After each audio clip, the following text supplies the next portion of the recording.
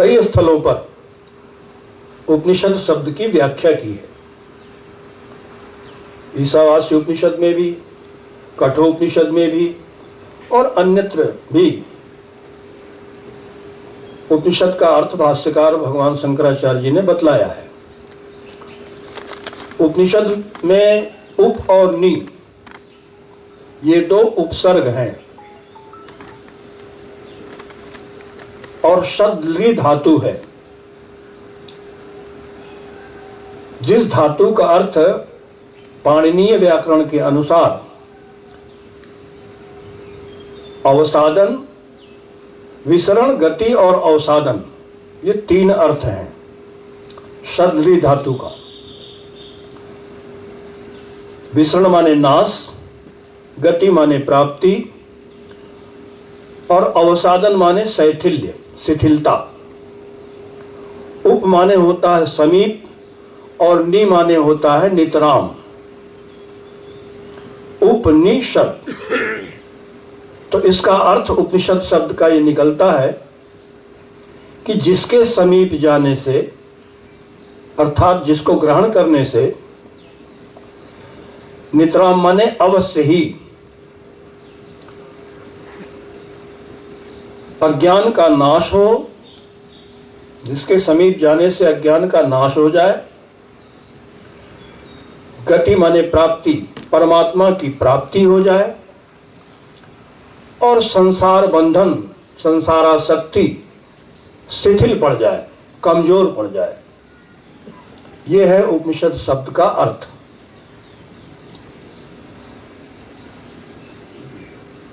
ऐसे तो उपनिषद शब्द का सीधा सीधा अर्थ है ब्रह्म विद्या, क्योंकि ब्रह्म विद्या, ब्रह्म ज्ञान ही ऐसी वस्तु है जिसके समीप जाने पर अथवा जिसको ग्रहण कर लेने पर अज्ञान का सर्वथा नाश हो जाता है, परमात्मा की प्राप्ति हो जाती है और संसार बंधन ढीला पड़ जाता है, शिथिल हो जाता है। अब ये ब्रह्म विद्या है क्या? जिस उपनिषद का अर्थ है ब्रह्म विद्या, शरीर और संसार, शरीर और संसार में मिथ्यात्व बुद्धि पूर्वक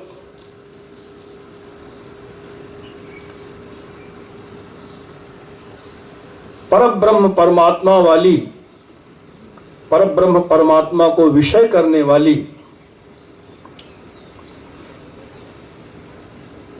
अथवा परब्रह्म परमात्मा के आकार वाली जो बुद्धि की वृत्ति है, ब्रह्माकार वृत्ति जिसको बोलते हैं, और परब्रह्म परमात्मा के आकार वाली बुद्धि वृत्ति में प्रतिफलित जो चैतन्य है, उसी को कहते हैं ब्रह्म विद्या। ये ब्रह्म विद्या का तात्पर्य है। तो केन उपनिषद, केन ये जो ऐसा नाम क्यों दिया? तो इस उपनिषद का पहला मंत्र आता है, ओम केने शीतम पतति प्रेषितम मनः, केन प्राणः प्रथमः प्रयति युक्तः, केने शीतां वाचमिमां वदन्ति, चक्षुः श्रोत्रं क उ देवो युनक्ति। ये पहला मंत्र है, केने शीतम पतति प्रेषितम मनः। तो केन जो पहला वाक्य शब्द आया, इसी मंत्र के पहले इस शब्द को लेकर के ही इस उपनिषद का नाम रखा गया है, केनो उपनिषद। केन माने किसके द्वारा, किससे। तो ये तो मंत्र का अर्थ करते समय हम देखेंगे। केन उपनिषद सामवेदीय उपनिषद है। सामवेद के अंतर्गत तलवकार शाखा है सामवेद की, जिसमें जैमिनी ब्राह्मण है। उस ब्राह्मण के अंतर्गत ये उपनिषद आई है। तलवकार शाखा का जो 9वां अध्याय है वो है केन उपनिषद। सामवेद की तलवकार शाखा की जो तलवकार शाखा का जो 9वां अध्याय है, 9वां अध्याय, वही केनोपनिषद कहलाता है। उसी का नाम है केनोपनिषद। उससे पहले जो 8 अध्याय हैं, क्योंकि 9वां अध्याय तो उपनिषद हो गया, तो उन 8 अध्यायों में कर्म का और उपासना का सम्यक प्रकार से प्रतिपादन किया गया है। उपनिषद महत्वपूर्ण क्यों है ये केन उपनिषद? एक तो आपको मालूम होगा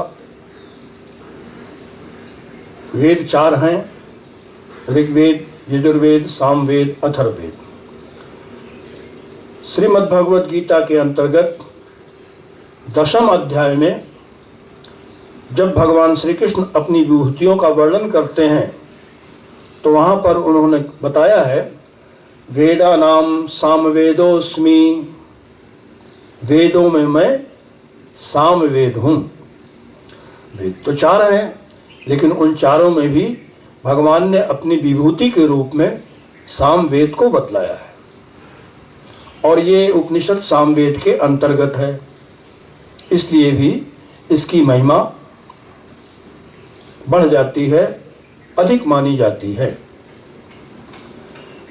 सामवेद के कुल 1000 शाखाएं हैं। कितनी? 1000 शाखाएं हैं सामवेद के अंतर्गत। सहस्त्रवर्तमा सामवेद, महर्षि पतंजलि ने अपने महाभाष्य में ये बतलाया है। और वेद व्यास जी भी सूत संहिता में उन्होंने सामवेद के 1000 अध्याय, 1000 शाखाएं हैं, ऐसा वर्णन किया है।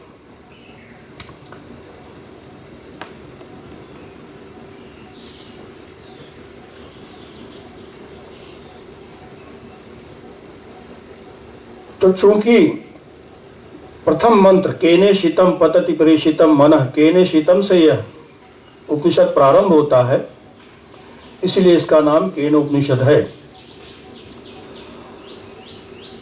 और ये तलवकार शाखा का 9वां अध्याय है। इससे पहले 8 अध्यायों में जो कर्म और उपासना का वर्णन है सम्यक प्रकार से, उसमें प्राण की उपासना, प्राणोपासना, साम की उपासना, सामोपासना,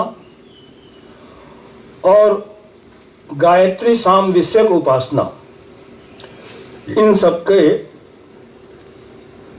विचार का वर्णन वहां किया गया है 8 अध्यायों में। इस 9वें अध्याय में शुद्ध ब्रह्म तत्व का विचार है। यहां कोई कर्म और उपासना का वर्णन नहीं, ऐसे आनुषंगिक रूप से थोड़ा सा उपासना का भी प्रसंग आता है, लेकिन मुख्य रूप से जो परम ब्रह्म को विषय करने वाली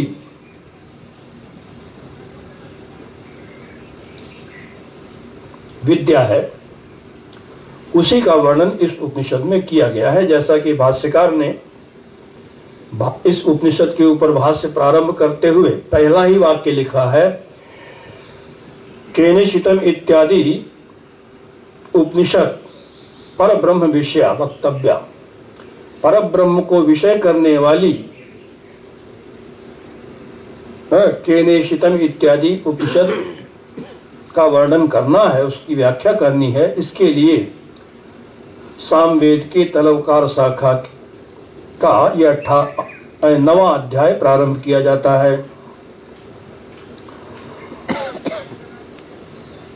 अब इससे पहले जो वैदिक उपासनाएं हैं, वैदिक कर्म हैं,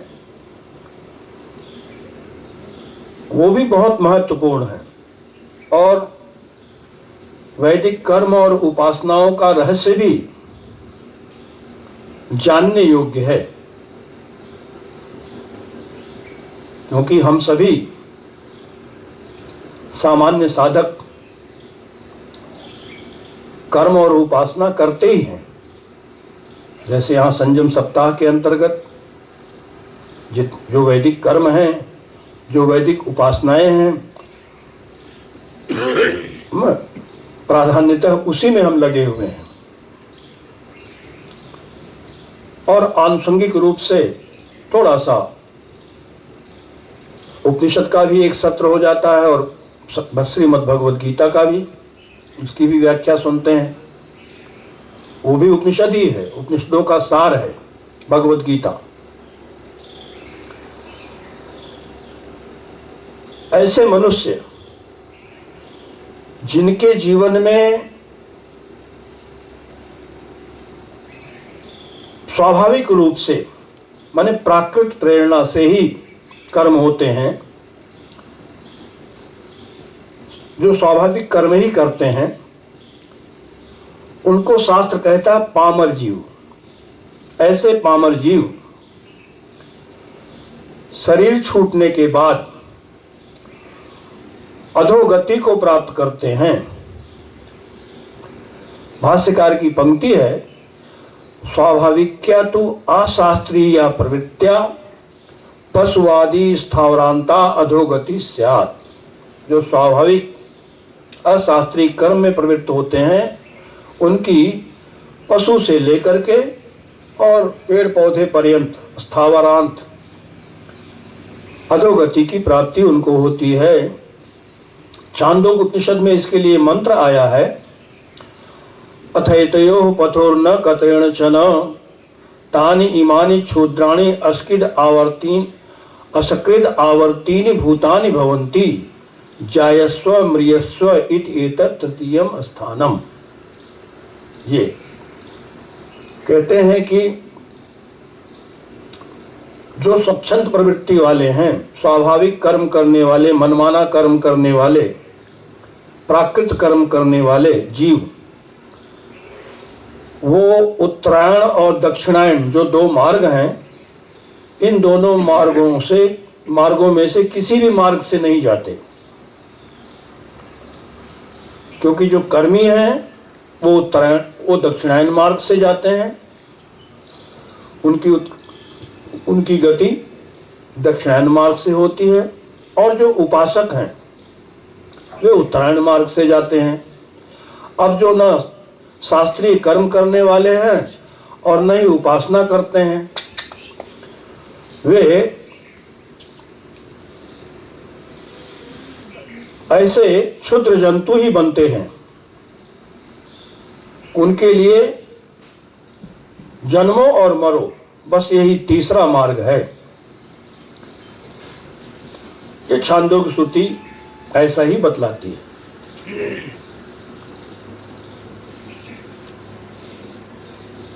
तो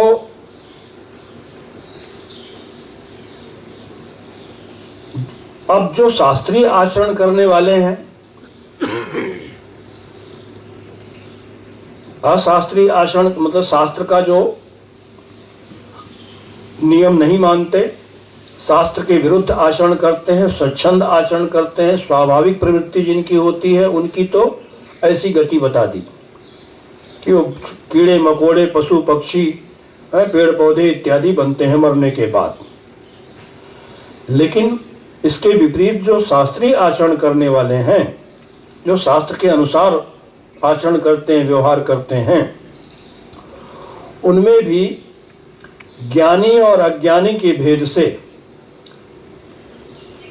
कई कक्षाएं हैं।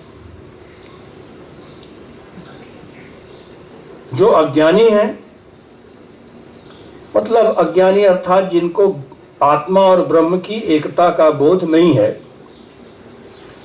वे या तो विषयी हैं अथवा साधक हैं, जिज्ञासु हैं।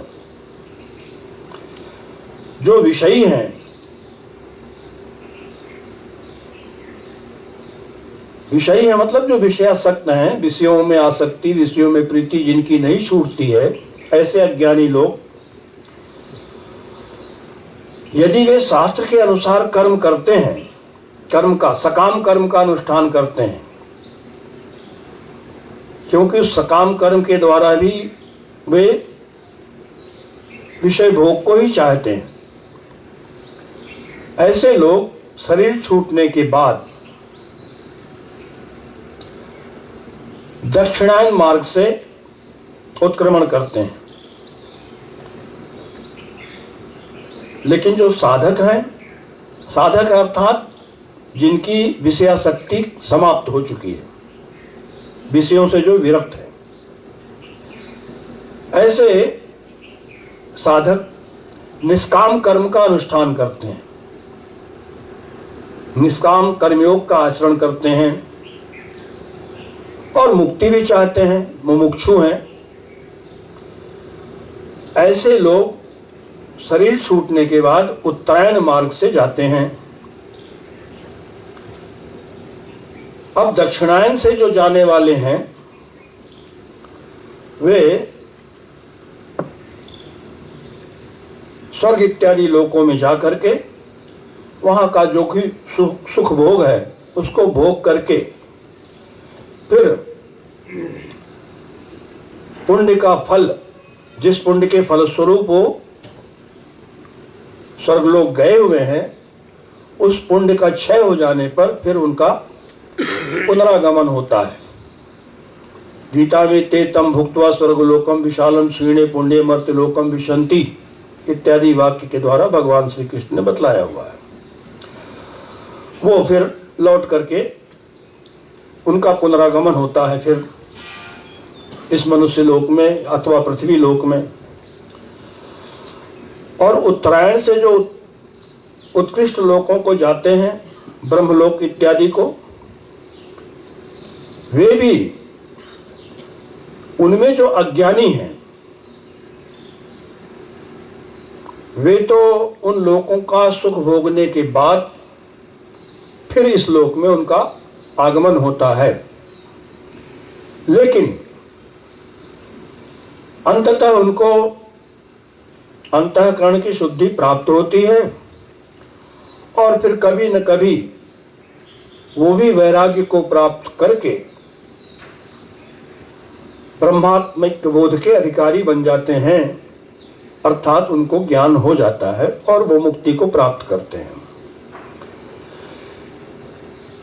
लेकिन जो ब्रह्म और आत्मा की एकता संबंधी ज्ञान जिनको हो चुका है, ऐसे परोक्ष बोध का संपादन जिन्होंने कर लिया है, अपरोक्ष बोध तो नहीं है, अनुभव ज्ञान नहीं है, लेकिन गुरु के उपदेश से, शास्त्र के उपदेश से जो परोक्ष ज्ञान जिनको हो गया है, और जो लोग शास्त्र के अनुसार आचरण भी करते हैं और शास्त्रानुसारी आचरण करते हुए जो अहंग्रह उपासना में लगे रहते हैं, ऐसे परोक्ष ज्ञानी शरीर छूटने के बाद उत्तरायण मार्ग से प्रस्थान करते हैं और ब्रह्मलोक में जाकर के ब्रह्मा के समान ही भोगों को, ऐश्वर्यों को प्राप्त करके उन ब्रह्मलोक की समाप्ति होने पर, जब ब्रह्मलोक का भी लय हो जाता है महाप्रलय के समय, तो ब्रह्मा के उपदेश से ज्ञान को प्राप्त करके वे मुक्त हो जाते हैं। फिर उनका आगमन नहीं होता। न स पुनरावर्तते यद गत्वा निवर्तन्ते तद धाम परमम मम, गीता में इन वाक्यों से भगवान ने बतलाया हुआ है। तात्पर्य यह है कि ब्रह्मलोक, उत्तरायण मार्ग से ब्रह्मलोक को गए हुए उपासक, साधक में भी दो कैटेगरी होती है। एक तो वहां ब्रह्मलोक के लय के समय, प्रलय के समय ब्रह्मा के साथ ही मुक्त हो जाते हैं, और दूसरे जिनमें कुछ सूक्ष्म वासनाएं होती हैं ब्रह्मलोक जाने के बाद भी, वे प्रकृति में ही महाप्रलय के समय प्रकृति में लीन हो जाते हैं, पड़े रहते हैं अनंत काल तक। और फिर जब नई सृष्टि होती है अगली सृष्टि, तो उस समय फिर वो जन्म लेते हैं। लेकिन वो प्रलय काल भी इतना लंबा है कि आप कल्पना नहीं कर सकते। इसलिए औपचारिक दृष्टि से, गौड़ दृष्टि से कह देते हैं कि उनका पुनरागमन नहीं होता। कौन देखता है, कौन जान रहा है, इतना लंबा समय हो जाता है कि वो आए कि नहीं आए लौट करके वो जीव जो ब्रह्मलोक गए थे। तो इस प्रकार से दो ब्रह्मणा सह ते सर्वे संप्राप्ते प्रतिसंचिरे इत्यादि प्रमाण इसमें मिलता है। महाप्रलय उपस्थित होने पर ब्रह्मा के साथ वे मुक्त हो जाते हैं, ऐसा महाभारत में भी प्रमाण है। ते ब्रह्मलोकेषु परांत काले परामृता परिमुच्यन्ति सर्वे, श्रुति भी ऐसा कहती है, वो सब मुक्त हो जाते हैं। लेकिन जो ब्रह्म ज्ञानी हैं, जिनको ब्रह्म का अपरोक्ष बोध हो चुका है, उनके प्राणों का उत्क्रमण नहीं होता, उनको कहीं आना जाना नहीं होता। न तस्य प्राणाः उत्क्रामन्ति अत्रैव समोलीयन्ते। श्रुति कहती है ऐसे ज्ञानियों के प्राण का उत्क्रमण नहीं होता, उनके प्राण और इंद्रियां इत्यादि सब अपने अपने कारणों में लीन हो जाती हैं यहीं पर।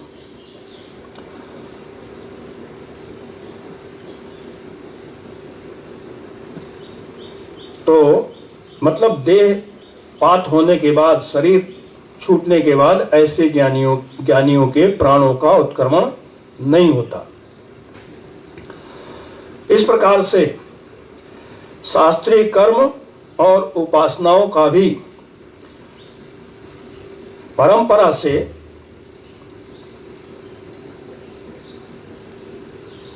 ब्रह्म विषयक जिज्ञासा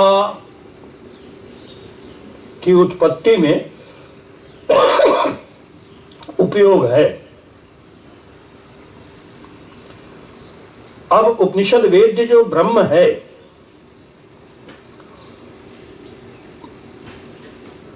क्योंकि उपनिषद का प्रतिपाद्य विषय ब्रह्म ही है, ब्रह्म कहिए अथवा जीव और ब्रह्म की एकता कहिए, अद्वैत ज्ञान, अद्वैत दर्शन, तो ऐसी ब्रह्म की जिज्ञासा किसको होती है? तो ब्रह्म जिज्ञासा वास्तव में वही मानी जाती है जो मुमुक्षा पूर्वक होती है, जो मोक्ष रूपी पुरुषार्थ को सिद्ध करने वाली है, जिसका अंतःकरण निष्काम कर्म और उपासना के फलस्वरूप शुद्ध हो गया है।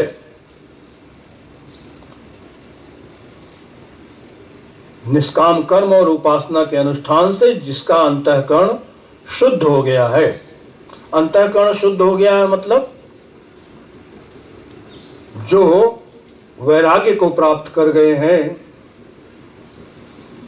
वैराग्य का हमारा अंतःकरण शुद्ध है। इसका मतलब क्या है? वैराग्य की पहचान, वैराग्य की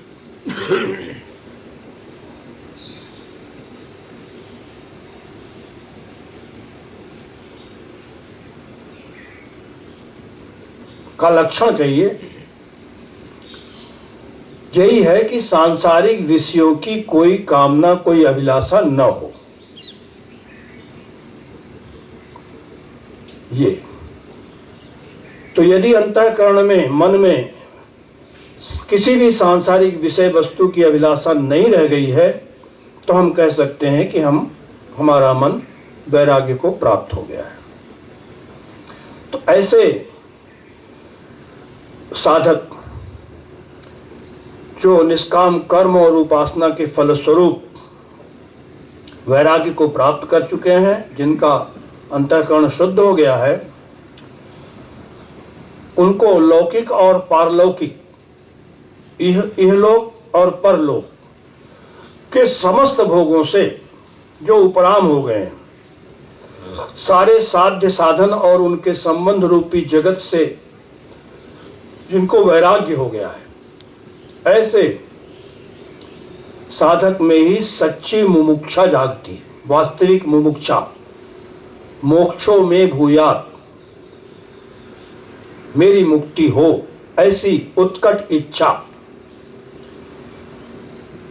और मुमुक्षा मतलब मोक्ष मेरा हो, तो ऐसी इच्छा जो है, मोक्ष कैसे होगा? तो श्रुति ने कहा रीते ज्ञानान्न मुक्ति, ज्ञान के बिना मुक्ति संभव नहीं है।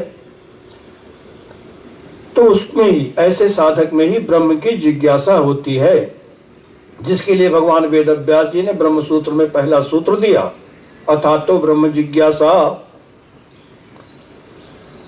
तो साधन चतुष्टय संपन्न होने के बाद विवेक, वैराग्य, षट संपत्ति और मुमुक्षा, ये जो 4 साधन हैं, ये वैसे बहिरंग साधन हैं। इन चारों साधनों से संपन्न होने के बाद ही साधक की प्रवृत्ति अंतरंग साधन में होती है। ब्रह्म विद्या का अंतरंग साधन है श्रोतव्यो, मंतव्यो, निधिध्यासितव्य। फिर उसको ब्रह्म की जिज्ञासा होती है, तो ब्रह्म के बारे में वो सुनता है, गुनता है, मनन करता है, और फिर उसका निर्णय करता है, निश्चय होता है उसको उस तत्व का, ब्रह्म तत्व का, और फिर उसी में वो, उसी का निधिध्यासन। ये इन सब साधनों को, कुछ परंपरा साधन है, कुछ बहिरंग साधन है, कुछ अंतरंग साधन है। तो वैदिक कर्म, जिसको विहित कर्म कहते हैं शास्त्र की भाषा में, भगवान श्री कृष्ण कहते हैं नियतम कर्म, नियत कर्म। नियतम कर्म कुरु त्वम, कर्म जायो ह्य कर्मणा, शरीर यात्रा पिछते न प्रसिद्धेद कर्मणा। तो जो विहित कर्म है, नियत कर्म है, सभी के लिए, सभी वर्णों और आश्रम वालों के लिए शास्त्र में कर्मों का विधान है। तो ऐसे वैदिक कर्म करने वाले और निष्काम भाव से वैदिक उपासना और योग, इसको आचार्यों ने परंपरा साधन माना है। इन परंपरा साधनों से संपन्न होने के बाद ही साधक में फिर विवेक का उदय होता है। विवेक, और जब विवेक हो जाता है तो फिर वैराग्य स्वाभाविक हो जाता है। वैराग के लिए कुछ करना नहीं पड़ता। नित्य अनित्य वस्तु विवेक, नित्य और अनित्य वस्तु को जिसने जान लिया कि ये नित्य है, ये अनित्य है, तो कोई भी समझदार व्यक्ति अनित्य में उसका आग्रह नहीं होगा, फिर वो नित्य को ही चाहेगा। ये विवेक का फल है। मतलब अनित्य पदार्थों से उसका वैराग हो जाएगा, स्वाभाविक हो जाएगा। संसार अनित्य है, संसार के सारे भोग अनित्य हैं, नाशवान हैं। जब ऐसा जान लेता है तो फिर उन भोगों में उसके लिए कोई आकर्षण नहीं रह जाता है, वो उससे विरक्त हो जाता है स्वाभाविक रूप से। लेकिन ये होता है विवेक के बाद ही। और ये विवेक, इसीलिए बहिरंग साधनों में विवेक पहला साधन है। विवेक से संपन्न होने के बाद ही वैराग की संपत्ति प्राप्त होती है। और फिर आगे जो साधन है वो स्वाभाविक, उसके लिए भी प्रयत्न फिर विशेष नहीं करना पड़ता। शम, दम, उपरति, तितिक्षा, श्रद्धा और समाधान, ये षट संपत्ति उस साधक में शनैः शनैः स्वाभाविक रूप से आ जाते हैं। और जब इन साधनों से संपन्न होता है तो उसमें मुमुक्षा जाग जाती है, मेरी मुक्ति हो। और मुमुक्षा जब हो जाती है तो फिर वो देखता है कि मुक्ति कैसे होगी, तो मुक्ति तो केवल ज्ञान से होगी। फिर वो ज्ञान के लिए उपाय करता है, सुनता है ज्ञान के बारे में। जैसा आप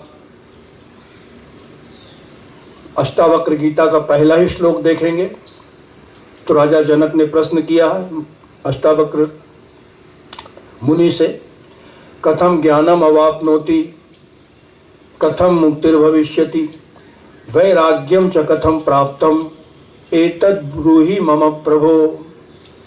जनक कहते हैं, हे भगवान, मुझे ज्ञान कैसे होगा? कथम ज्ञानम अवाप्नोति, ज्ञान की प्राप्ति मुझे कैसे होगी? कथम मुक्तिर्भविष्यति, क्योंकि ज्ञान से ही मुक्ति होगी।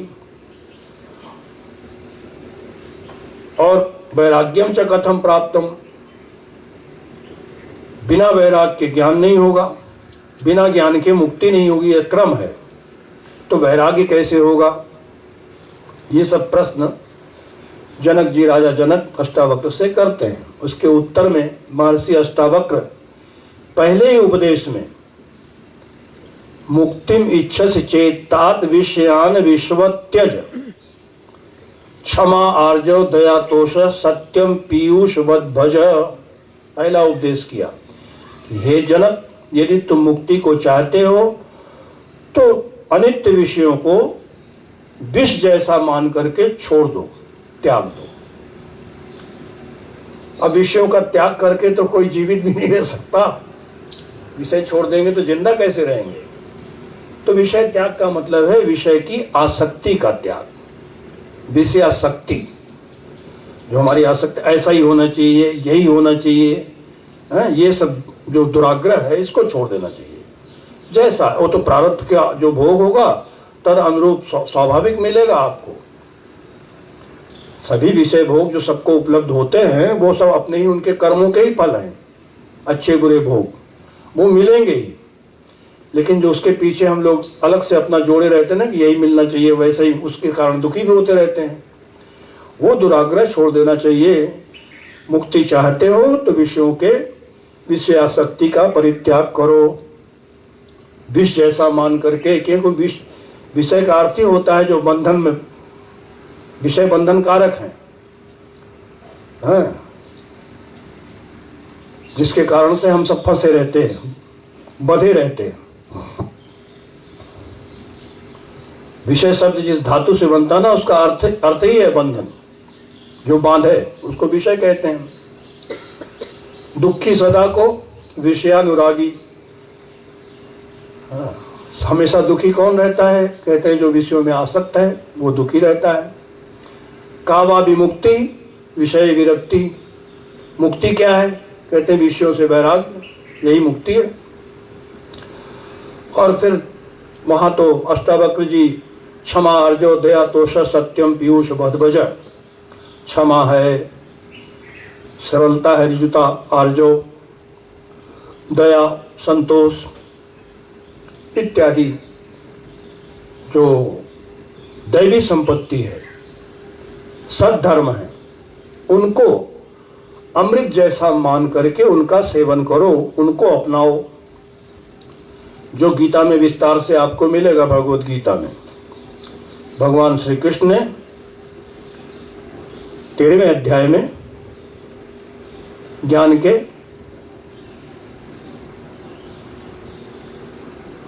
20 साधन गिनाए, अमानित्वम, अधर्मित्वम,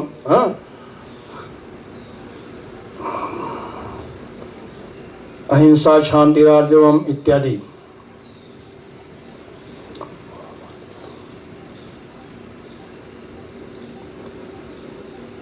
तो वो सब ज्ञान के जो साधन हैं उनको अमृत जैसा मान करके उनको अपनाओ, उनका सेवन करो। तो जो साधक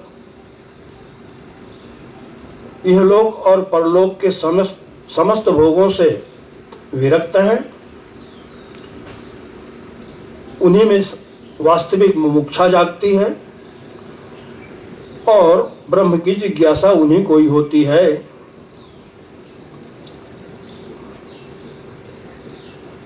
इसके लिए कठोपनिषद में एक मंत्र आता है, प्रसिद्ध मंत्र है,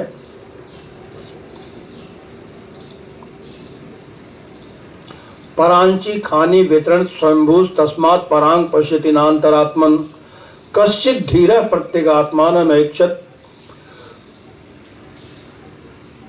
बस परांचि खाने वितरण स्वयंभू तस्मात् परांग पश्यति नान्तरात्मक कश्चित् धीरः प्रत्यगात्मानमेक्षत आवृत्य चक्षुर अमृतत्वम इच्छन। परमात्मा ने इंद्रियों को बनाया तो सही, लेकिन इन सभी इंद्रियों को बहिर्मुख बना करके जैसे इनकी हिंसा ही कर दी, इनको मार ही डाला। कोई कोई धीर पुरुष धीरा आवृत्य चक्षु इन इंद्रियों की बहिर्मुखता को रोक करके, अर्थात इन सभी इंद्रियों को अंतर्मुख बना करके अमृतत्वम इच्छन, अमरत्व की इच्छा से, ज्ञान की इच्छा से प्रत्यगात्मा का दर्शन करते हैं, साक्षात्कार करते हैं। तो इंद्रियों की अंतर्मुखता आवश्यक है ज्ञान के लिए। मुंडक श्रुति में प्रसिद्ध मंत्र है, परीक्ष लोकान कर्म चितान ब्राह्मणो निर्वेदम आयान्नास्त्य कृतः कृतेन तद विज्ञानार्थम स गुरुमेवा विगच्छेत समित पाणी श्रोत्रियम ब्रह्मनिष्ठम। मुंडक श्रुति कहती है कि ब्राह्मण कर्म के द्वारा प्राप्त होने वाला जो लोक है, कर्मों के द्वारा जिन लोकों की प्राप्ति होती है, उन सब लोकों की परीक्षा करके, परीक्ष लोकान कर्मचितान ब्राह्मणों निर्वेदम आयान, जब उन लोकों की कर्म के द्वारा प्राप्त होने वाले लोकों की परीक्षा कर लेता है, तो ऐसी परीक्षा करने के बाद वह वैराग्य को प्राप्त हो जाए, उसको वैराग हो जाता है। क्योंकि जो अकृत रूप मोक्ष है, जो किसी कर्म का फल नहीं है, ऐसा मोक्ष किसी भी कर्म से संभव नहीं है।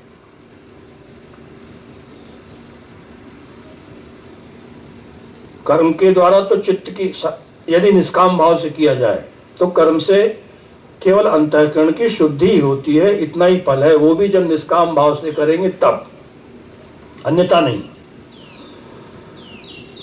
तो नित्य शुद्ध जो मोक्ष है वो उत्पन्न नहीं होता है, वो तो मोक्ष तो नित्य प्राप्त ही है, मोक्ष आत्मा का स्वरूप ही है, आत्मा नित्य मुक्त है। केवल अज्ञान के कारण से ही वह अप्राप्त जैसा, वह आत्मा, वह मोक्ष अप्राप्त जैसा मालूम पड़ता है अज्ञान के कारण से।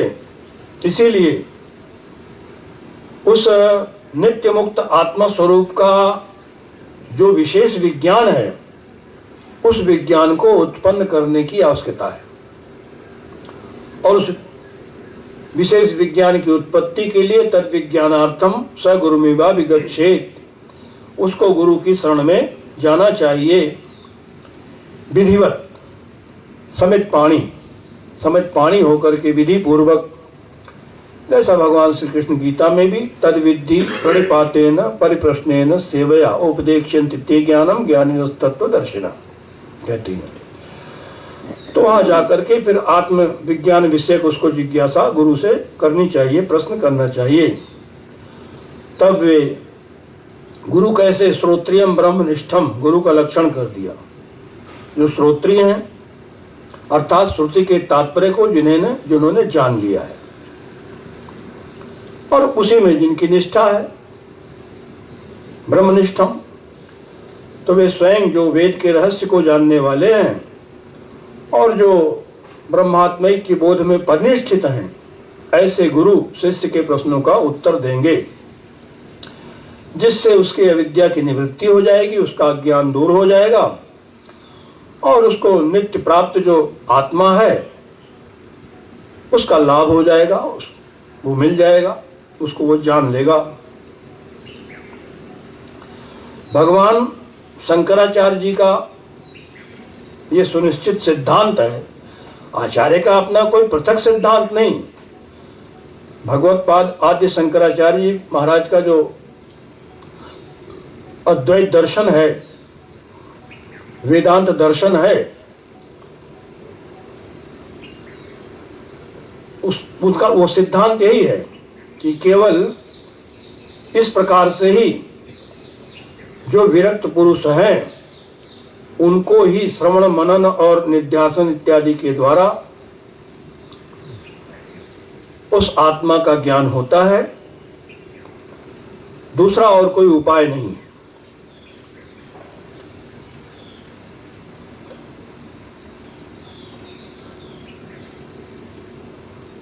अब यहां भी जो स्रोत क्रम है, जैसा प्रायशः श्रुतियों में देखा जाता है, हमारे सभी वैदिक साहित्य में देखा जाता है कि प्रायशः जो उपदेश मिलते हैं वो गुरु शिष्य रूप में ही देखे जाते हैं।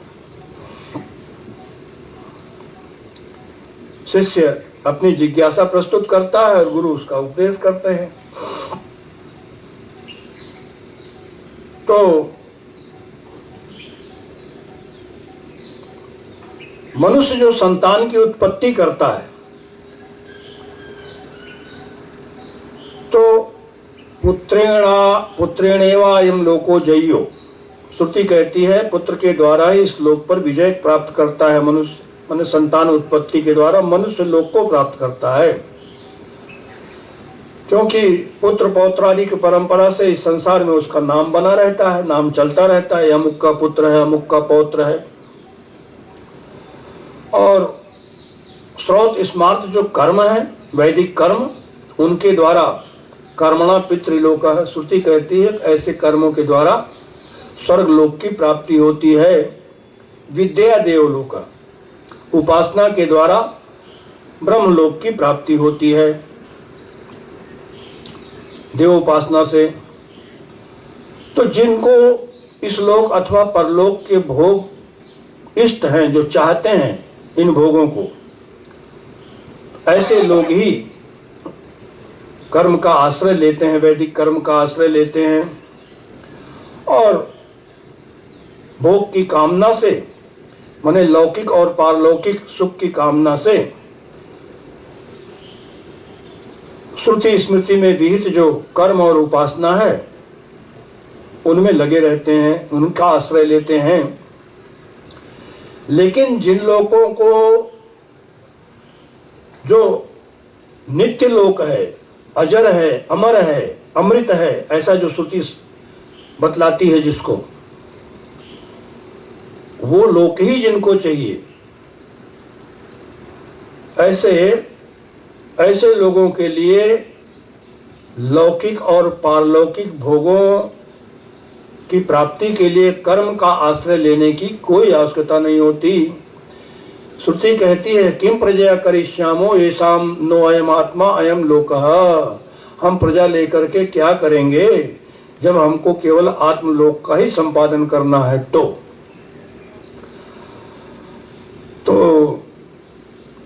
इसलिए सभी ऐष्णाओं का त्याग, तीन प्रकार की ऐष्णा है, इच्छाएं हैं, पुत्रेष्णा, वित्तेष्णा, लोकेष्णा।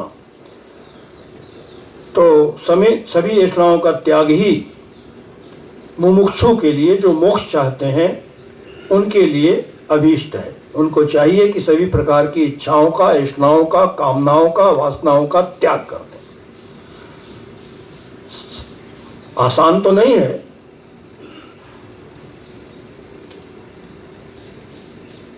कठश्रुति में, कठ उपनिषद में एक मंत्र आता है, यदा सर्वे प्रमुच्यन्ते कामा यस्य हृदि स्थिताः अथ मर्त्यो अमृतो भवति अत्र ब्रह्म समश्नुते। जिस समय हृदय में स्थित सारी की सारी कामनाओं को यह मनुष्य त्याग देता है, यदा सर्वे प्रमुच्यन्ते, सारी कामनाएं पूरी तरह से निकल जाती हैं, छूट जाती हैं, नहीं रह जाती। अथ मर्त्यो अमृतो भवति, यह मनुष्य जो है यह अमृत हो जाता है, अमर हो जाता है। और इतना ही नहीं, अत्र ब्रह्म समश्नुते, यहीं पर इस शरीर में रहते रहते इस लोक में ही ब्रह्म को प्राप्त कर जाता है। तो इसीलिए शास्त्र निर्देश करता है कि जिनको मुक्ति चाहिए वो सभी प्रकार की 3 ऐष्णाएं मुख्य बताई गई हैं, जिसमें सभी ऐष्णाओं का समाहार हो जाता है। पुत्रेष्णा, वित्तेष्णा और लोकेष्णा। तो तृष्णाएं ऐसी बात नहीं कि हम करते हैं तब इच्छा हम करते हैं तब होती है। जन्म जन्मांतरी जो कर्म हमने कर रखे हैं, उन कर्मों के संस्कार के परिपाक से, कर्म के संस्कार जब पक जाते हैं तो उससे ही मनुष्य के हृदय में पहले से ही ऐष्णाएं रहती हैं, बीज रूप से सब पड़ी रहती हैं। ऐसा नहीं कि जब बाहर के विषयों का, बाहर की वस्तुओं का संपर्क हो तब हमारे अंदर इच्छा जागती है। इसलिए इसके लिए ऐष्णाओं का परित्याग करने के लिए शास्त्रों ने उपाय भी बतलाया है। तो और उन उपायों को करने से ऐष्णाएं पूरी तरह समाप्त तो नहीं होती हैं, लेकिन उनका क्षय हो जाता है, बहुत शिथिल पड़ जाती हैं, कमजोर पड़ जाती हैं। लेकिन तत्व ज्ञान के द्वारा, तत्वबोध के द्वारा, आत्म तत्व के ज्ञान के द्वारा उन ऐष्णाओं का, उन इच्छाओं का पूरी तरह से नाश हो जाता है। लेकिन पूरी तरह नाश होने से पहले उन इच्छाओं का क्षीण होना, कम हो जाना आवश्यक है। इतना क्षीण तो कम से कम हो जाए कि हमारे आत्मज्ञान में वो बाधक न बने, प्रतिबंधक न बने, बस। तो ऐसा तो नहीं पूरी तरह इच्छाएं हम खत्म कर, हम जीवित कैसे रहेंगे? हम खाने की इच्छा नहीं करेंगे जी, हम पहनने की इच्छा नहीं करें, हमारा शरीर कैसे निर्वाह होगा? तो कुछ ऐष्णाएं, कुछ इच्छाएं तो रहनी ही चाहिए, रहेंगी। क्योंकि जो सामान्य इच्छा है शरीर निर्वाह के लिए, वो आत्मज्ञान में बाधक नहीं है, और इतना ही होना चाहिए इच्छा। तो तत्व जिज्ञासु को चाहिए कि सावधानी पूर्वक अपनी ऐष्णाओं का, इच्छाओं का परित्याग करते हुए, और मुक्ति की सिद्धि के लिए हमेशा प्रयत्न करता रहे। इस उपनिषद के अंतर, इस केनोपनिषद में हम देखते हैं कि ऐसा ही कोई विरक्त शिष्य सद्गुरु के सामने विधिवत उपसन्न होता है। जो विधि है, तद विधि प्रणिपातेन परिप्रश्नेन सेवया इत्यादि, तद विज्ञानार्थम स गुरुमेवा विगच्छेत समित पाणि श्रोत्रियम ब्रह्मनिष्ठम इत्यादि विधि पूर्वक जब गुरु शक्ति करता है कोई भी साधक, तो ऐसा ही एक शिष्य है, वो उपस्थित होता है और गुरु के सम्मुख विधिवत उपसन्न होने के बाद वह प्रश्न करता है, जो इस उपनिषद का पहला मंत्र है। ओम केनेषितं पतति प्रेषितं मनः, केन प्राणः प्रथमः प्रैतियुक्तः, केनेषितां वाचमिमां वदन्ति, श्रोत्रं चक्षुश्रोत्रं क उ देवो युनक्ति। शिष्य प्रश्न करता है कि गुरुदेव, किसके द्वारा इच्छित होकर के, किसकी प्रेरणा से, किससे प्रेरित होकर के ये मन विषयों में जाता है? केनेषितं पतति प्रेषितं मन, किसकी इच्छा विशेष से, किसकी इच्छा से और किसकी प्रेरणा से यह मन विषयों की ओर जाता है?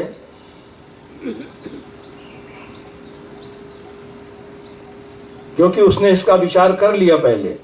हम इच्छा करने में स्वतंत्र नहीं है। कई बार तो हम स्वतंत्र अपने आप को देखते हैं, लेकिन बहुत हद तक हम परतंत्र भी अपने आप को पाते हैं। कहीं परतंत्र पाते हैं तो स्वतंत्रता भी दिखती है। तो उससे लगता है कि वास्तव में इच्छा करने में हम बिल्कुल स्वतंत्र नहीं हैं। यदि स्वतंत्र होते तो हम अनर्थ की भी तो इच्छा करते हैं। ऐसी इच्छाएं भी तो होती हैं जिससे हमारा सत्यानाश होता है। यदि हम स्वतंत्र होते तो ऐसी इच्छा हम क्यों करते? उससे पता लगता है कि कोई और है, लगता है। इसीलिए शिष्य प्रश्न करता है, केन शीतम पतति प्रेषितम मनः केन प्राण प्रथम प्रयति युक्तः। और ये जो मुख्य प्राण है, ये किससे नियुक्त होकर के अपने व्यापार को करता है? प्राणन व्यापार जो है, मतलब प्राण अपना व्यापार करने में जो प्रवृत्त होता है, तो इसकी नियुक्ति किसने करी? इसको कौन नियुक्त करता है? ये प्राण अपान आप जो हम सांस ले रहे हैं, इसमें हमारा कोई नियंत्रण है क्या? आप खुद ही विचार करो। स्वाभाविक जिसके कारण से हम जीवित हैं, अपने आप को जीवित मानते हैं, इस श्वास प्रश्वास रूपी प्राणन व्यापार में हम स्वतंत्र नहीं है, ये हमारे अधीन नहीं है। इसलिए श्रुति कहती है, न प्राणेन न अपानेन मर्त्यो जीवति कश्चन इतरेण तु जीवंती अस्मिन् एतौ उपाश्रितौ। ये प्राण अपान जिसके आश्रित हैं, जिसके आश्रित होकर के ये दोनों व्यापार करते हैं, उसी से मनुष्य जीवित रहता है। प्राण अपान से जीवित नहीं रहता है, श्वास प्रश्वास से। शिष्य इसीलिए प्रश्न कर रहा है कि हे गुरुदेव, किससे नियुक्त होकर के ये मुख्य प्राण, प्रथम प्राण जो है, ये अपना व्यापार करने में प्रवृत्त होता है? और इसी प्रकार से केने शिताम वाचम इमाम वदंती चक्षु श्रोत्रम क देवो युनक्ति। किसके द्वारा प्रेरित होकर के ये वाणी, शब्द रूपा वाणी, शब्द लक्षणा वाणी बोलती है? और कौन देवता है जो चक्षु को, श्रोत्र को, ये सब उपलक्षण है। चक्षु कह दिया, चक्षु स्रोत तो ज्ञानेंद्रियों का उपलक्षण हो गया। चक्षु श्रोत्रम का देवो युनक्ति, कौन सा देवता इनको नियुक्त करता है? और वाणी कह दिया तो वाणी से सभी कर्मेंद्रियां आ गई, माने सारी कर्मेंद्रियां और सारी ज्ञानेंद्रियों को अपने अपने व्यापार में नियुक्त करने वाला गुरुदेव कौन है? शिष्य के इस प्रकार से 4 प्रश्न हैं। अब इन चारों प्रश्नों का उत्तर आचार्य गुरुदेव आगे के वाक्यों से, आगे के मंत्रों से देंगे, जिसका विचार हम लोग आने वाले दिनों में करेंगे। ओम आप्यायन्तु ममांगानि वाक् प्राणश्चक्षु श्रोत्रमथो बलमिन्द्रियाणि च सर्वाणि सर्वं ब्रह्मोपनिषदं माहं ब्रह्म निराकुर्याम् मा ब्रह्म निराकरोद निराकरणमस्त्व निराकरणं मे अस्तु तदात्मनि निरतेय उपनिषत्सु धर्मास्ते मयि सन्तु। ओम शांति शांति शांति। ओम।